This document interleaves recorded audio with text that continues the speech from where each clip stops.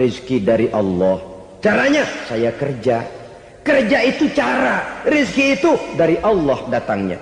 Bukankah di zaman sekarang kita sering terpeleset? Ini merupakan cerminan dari rapuhnya akhlak kita kepada Allah Subhanahu wa ta'ala. Karena usaha saya memang, karena saya peras keringat banting tulang, tentu. Tapi sadarkah kita bahwa sepanjang yang bisa kita lakukan cuma berusaha, peras keringat banting tulang, pergi pagi pulang sore. Tapi bisakah kita memastikan hasil usaha kita?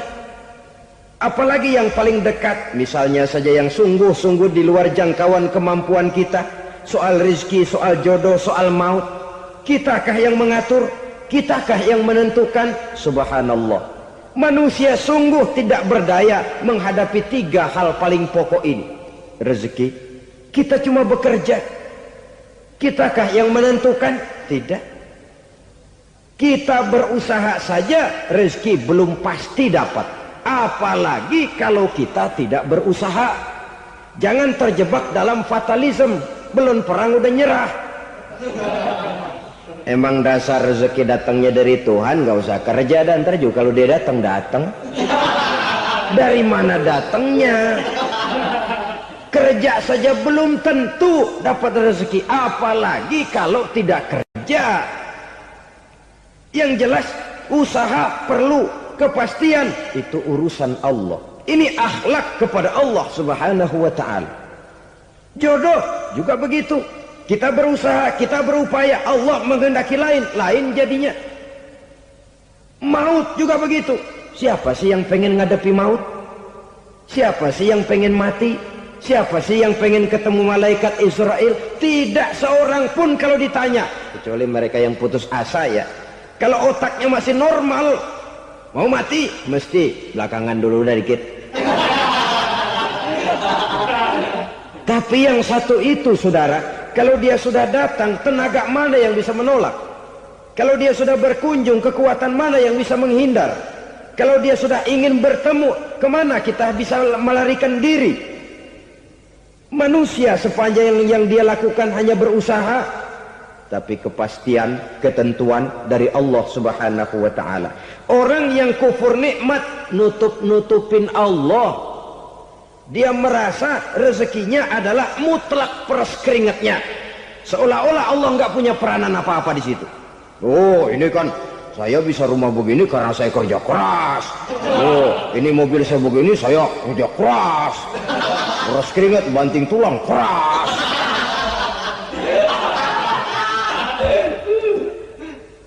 Saudara-saudara kaum muslimin rahimahkumullah. Jadi menutup-nutupi Allah. Akibatnya nanti kalau dia berhasil, Allah ketutupan. Kalau dia gagal, orang lain dicaci maki, dicari kambing hitam. Yang kambing hitam kan mahal. Karena orang sering cari-cari kambing hitam. Jarang orang mau jujur kalau bertemu kesulitan lalu mencari sebab pada dirinya sendiri. Yang paling enak ya nyalain orang. Lo begitu. Orang lain yang paling enak kita salahin. Au ya'malu fi mukhalafatil mun'im, atau dia melakukan sesuatu yang tidak sesuai dengan kehendak yang memberikannya nikmat. Diberikan kita tangan, mulut sih nggak berhenti, terima kasih Tuhan, alhamdulillah saya dikasih tangan. Cuma nih tangan enteng mat nabokin orang mulut. Itu sudah mukhalafatul mun'im, bertentangan dengan kehendak yang memberikan nikmat. Diberikan harta, mulutnya mah basah, terima kasih Tuhan, alhamdulillah dikasih harta, tapi pelitnya minta ampun, kikir koret medit. Ini juga termasuk kufur nikmat, mempergunakan suatu nikmat bertentangan dengan kehendak daripada yang memberikan nikmat itu sendiri. Saudara-saudara kaum muslimin rahimakumullah, oleh karenanya kufur iman memang lebih bahaya daripada kufur nikmat. Tapi jangan lupa, kufur nikmat bisa menyeret orang kepada kufur iman. Nah kalau Allah udah dialingin, Tuhan sudah dinomor duain, lama-lama kenapa dia tidak mendewakan dirinya sendiri? mendewakan pangkatnya, mendewa-dewakan otaknya, mendewa-dewakan kemampuannya. Pada awalnya dia memang cuma kufur nikmat, tapi lambat laun kalau ini tidak diobati, secara pasti orang akan mengarah kepada kufur iman. Bisa berbentuk syirik, bisa berbentuk nifak, bisa berbentuk riddah. Saudara-saudara, oleh karena itu menjaga akhlak kepada Allah mutlak penting. Sebab apa? Kita tidak berakhlak kepada manusia saja, kita dikucilkan dari pergaulan. Kalau kita tidak berakhlak kepada Allah, dikucilkan oleh Allah. Hadis qudsi menyatakan, man lam yashkur ala na'mai wa lam yasbir ala balai falyakhruj min tahtis samai falyatlub rabban siwaya. Kata Allah, siapa orang yang tidak mau bersyukur terhadap nikmat yang aku berikan kepadanya dan tidak mau sabar terhadap ujian yang aku berikan kepadanya, falyakhruj min tahtis samai, persilakan saja keluar dari kolong langitku, waliyatlub rabban siwaya, tolong cari Tuhan lain selain daripada aku. Murka Allah, diusir, cuman gak kedengeran aja. Siapa yang tidak mau syukur terhadap nikmatku, siapa yang tidak mau sabar terhadap ujian yang aku berikan kepadanya, persilakan keluar dari kolong langitku ini, cari Tuhan lain selain aku. Nah, langit Tuhan yang punya, Tuhan kita lawan, diusir dari kolong langit, mau pindah ke kolong mana?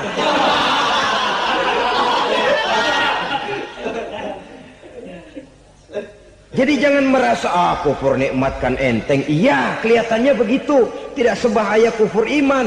Tapi kufur nikmat ini merupakan anak tangga yang kalau kita sudah mulai naik, kita akan naik terus sampai kepada tingkat di mana kita mengalami kufur iman. Kalau sudah ke sana, maka akhlak kita kepada Allah terkenalah erosi, terkena polusi, hancur akhlak kepada Allah, dan itulah sumber kesengsaraan abadi. Kalau cuma kita tidak berakhlak kepada manusia, barangkali resikonya cuma kehidupan di dunia ini. Mungkin juga ada kehidupan akhirat. Tapi kalau sudah tidak berakhlak kepada Allah, dunia akhirat kita rugi dan celaka. Maka pada kesempatan ini saya mengajak, marilah jaga baik-baik akhlak kita kepada Allah. Satu kali kita bertauhid, sampai mati kita bertauhid. Satu kali la ilaha illallah, jangan tergelincir lagi kita keluar daripada kalimat itu. Satu kali kita bertuhankan Allah, jangan bertuhan yang lain selain daripada Allah. Jangan sekutukan Allah, jangan samakan Allah dengan sesuatu, jangan mengangkat yang lain sama agungnya dengan Allah. Sebab dengan demikian kita seolah-olah sudah mengotori akhlak kita kepada Allah Subhanahu wa ta'ala. Ini berat, saudara-saudara. Ini tidak ringan. Kadang-kadang saya katakan tadi, masalah ekonomi, kadang-kadang persaingan hidup yang makin tajam, di tengah lapangan kerja yang makin sulit, di tengah orang banyak potong kompas.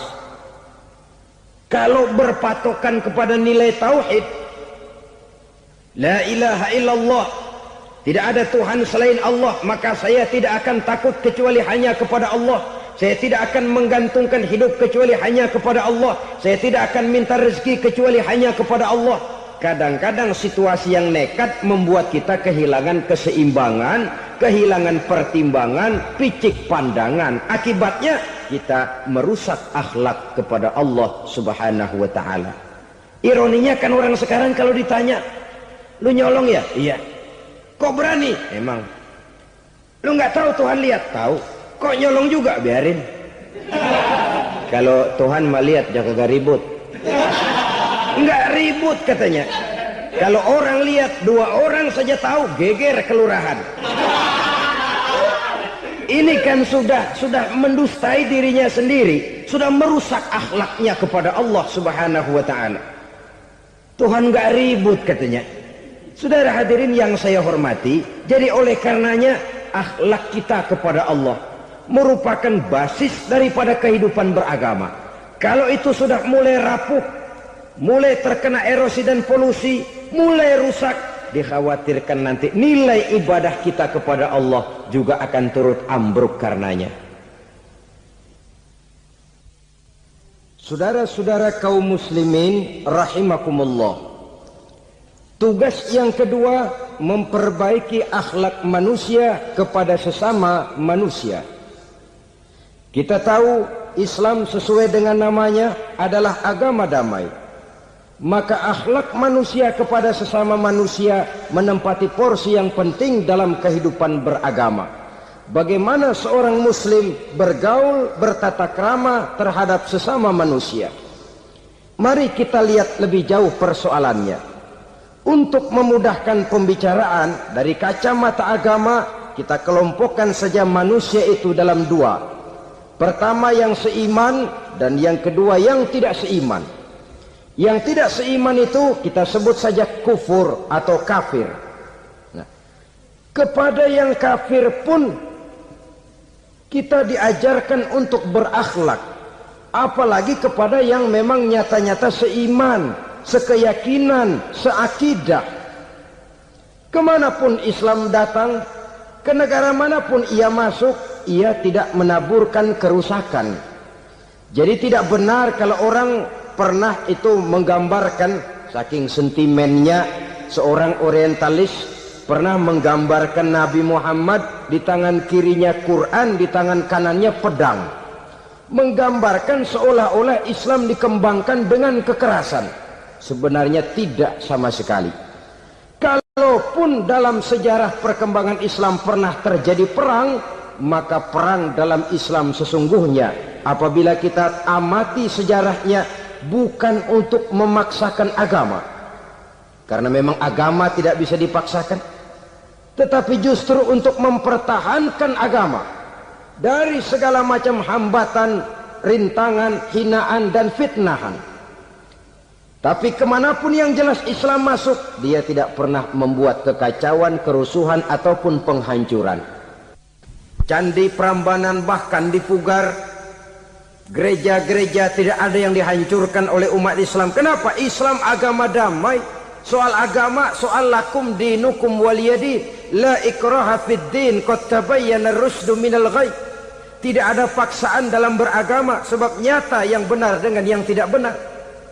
Belum pernah ada orang kafir masuk ke perkampungan orang Islam lalu dikejar-kejar, diteriakin kafir, kafir, sunatin.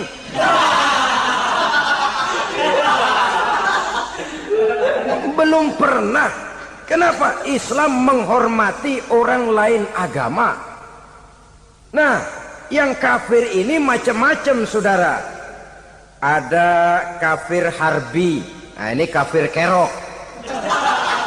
Ini kafir yang nyata-nyata memproklamirkan permusuhan kepada umat Islam. Nyata-nyata mengganggu ketenangan umat Islam. Kafir yang seperti ini yang boleh diperangi. Misalnya kita mau sembahyang Jumat dijagain. Nggak boleh sembahyang Jumat, getok palanya. Kafir harbi artinya tantangan perang datang dari mereka, bukan kita yang mulai. Mereka yang buka front. Prinsipnya umat Islam tidak boleh mencari-cari musuh, tapi pun tidak boleh lari kalau ketemu musuh. Musuh jangan dicari, ketemu jangan lari. Karena itu kesan seolah-olah umat Islam ini teroris, umat Islam ini destroyer, umat Islam ini sering menimbulkan keonaran, kerusakan. Sungguh satu fitnahan yang sangat keji. Umat Islam adalah umat yang cinta damai. Islam di masa perkembangannya masuki Eropa melalui Selat Gibraltar, Jabal Tariq, memasuki Spanyol. Islam tidak pernah meruntuhkan gereja. Islam tidak pernah membunuh orang-orang Nasrani. Bahkan Islam mewariskan peradaban dan kebudayaan yang begitu tinggi nilainya di bidang ilmu pengetahuan. Sampai ketika itu Barat banyak mengkaji ilmu pengetahuan dari dunia Islam. Buku-buku berbahasa Arab diterjemahkan ke bahasa Yunani, dipelajari oleh para cendekiawan di negeri Barat sana. Mereka mengambil manfaat yang banyak dari masuknya Islam ke Eropa. Sementara gereja tetap berdiri dengan megahnya. Kuil-kuil tempat peribadatan tidak satupun yang diusik-usik. Kenapa? Islam agama yang cinta damai. Asal dia tidak diganggu, asal kehormatannya tidak dihinakan, Jadi kafir harbi, kafir yang nyata-nyata nantang perang, ngajak berkelahi. Itu kafir yang nyari penyakit. Kafir harbi ini boleh diperangi dengan catatan mereka yang memang mulai. Yang kedua kafir zimmi. Kafir zimmi, kafir yang hidup di tengah mayoritas muslim, tapi mereka mau hidup dengan aman, damai, tenang. Mereka wajib dilindungi. Bahkan Nabi pernah memberikan satu jaminan, man azazimiyan faqad azani. Siapa yang mengganggu orang kafir zimmi sama saja dengan mengganggu saya. Kehormatannya dijaga, harta bendanya dilindungi, anak istrinya pun dilindungi. Dan ini jadi kenyataan. Saudara bisa lihat di negara-negara yang mayoritas penduduknya beragama Islam, orang-orang kafir di luar Islam hidup dengan tenang, aman, damai. Di Saudi Arabia, di luar tanah haram, di luar Mekah dan Madinah, banyak orang-orang kafir mencari nafkah. Mereka tenang, aman, dilindungi undang-undang. Begitu di Mesir, begitu di negara Indonesia yang berdasarkan Pancasila ini. Kehidupan beragama menimbulkan gairah, rukun, tenang, aman, damai, sepanjang tidak saling ganggu, tidak saling usik, menghargai orang yang sudah beragama, tidak menjadikan penganut suatu agama sebagai sasaran dari dakwah agama lainnya. Saudara-saudara kaum muslimin rahimakumullah. Jadi memang oleh Al-Quran kita dianjurkan asidda alal kuffar ruhama bainahum. Tegas kepada orang kafir, kasih sayang kepada sesama muslim. Tapi tegas bukanlah berarti marah-marahan, bukan berarti musuh-musuhan, bukan ngajaki perang. Tegas dalam arti punya garis tentang kehidupan beragama, lakum dinukum waliyadin. Soal kehidupan sosial, mari kerjasama. Bangun jalan, ayo rame-rame. Siskamling, mari bebarengan. Bikin puskesmas, mari sama-sama. Tapi kalau sudah soal agama, itu tidak perlu ada toleransi agama. Yang perlu toleransi antar umat beragama. Kalau umatnya mau kerjasama silakan, tapi tidak menyangkut soal ibadah.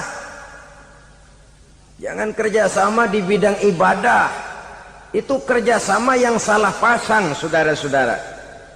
Sehingga dengan demikian toleransi adalah menyangkut kehidupan antar umat beragama.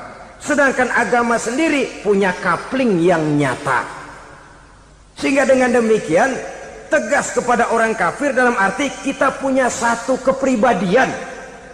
Tidak ngambang. Enggak, lalu kalau ditanya orang, sebenarnya agama lu apa sih? Gua mah gimana musimnya aja. Agama pakai musim kayak rambutan. Akhirnya ya begitu, musim-musiman. Ke masjid kelihatan, ke gereja hayo, ke candi nongol, ke apa? Bingung malaikat bagaimana nyatetnya nih bocah ini. Di mana aja ada. Kita punya satu kepribadian. Saya muslim dan garis saya ini, lakum dinukum waliyadin. Bagi Tuhan persilakan agama Tuhan, bagi kami agama kami. Kami hormati Tuhan, Tuhan hormat kepada kami. Tapi soal agama, kaplingnya jelas. Kerjasama, mari urusan muamalah, bidang sosial. Yuk kita siskamling sama-sama dengan orang lain agama. Mari jaga kerukunan, kesatuan, persatuan, kekompakan. Perbaiki jalan yang rusak, mari sama-sama. Mendandani jembatan yang runtuh, mari sama-sama. Tapi sembahyang, kaplingnya lain-lain. Sebab Nabi juga dulu pernah ditawarkan begitu loh sama kafir jahiliyah dulu, Quraisy itu. Sudah Muhammad, sekarang begini saja, kita join aja daripada marah-marahan. Hari ini saya oke menyembah Tuhanmu Allah, besok gantian kamu menyembah Tuhan kita Latta, Uzza, Manat dan Hubal. Turun, qul ya ayyuhal kafirun la a'budu ma ta'budun. Soal ibadah kaplingnya jelas, tidak boleh dicampur adukkan. Sebab kalau tidak, kita akan mulai kehilangan identitas diri. Dan disitulah krisis kehidupan keyakinan beragama dimulai. Dari krisis identitas. Hujan gede kan mulainya gerimis dulu. Di mana-mana ya gerimis dulu. gerimis makin lama makin gede, kita akan mulai dengan kehilangan identitas diri. Dari sana nanti kita malu mengakui keislaman kita. Kalau orang Islam malu mengakui keislamannya, ini kan ironi, menyedihkan. Ngakui Islamnya saja malu, menonjolkan keislamannya malu, tidak ada rasa bangga beragama. Padahal ini modal dasar. Hanyalah dengan rasa bangga beragama kita lalu konsekuen. Bangga yang tidak konsekuen, wah pokoknya kan gua kan Islam, agama yang paling benar, tapi hidupnya sendiri jauh dari tuntunan Islam. Itu bangga yang tidak beralasan, bangga yang tidak perlu dibanggakan sebenarnya. Kebanggaan yang membuat kita konsekuen dan dekat dengan kehidupan beragama.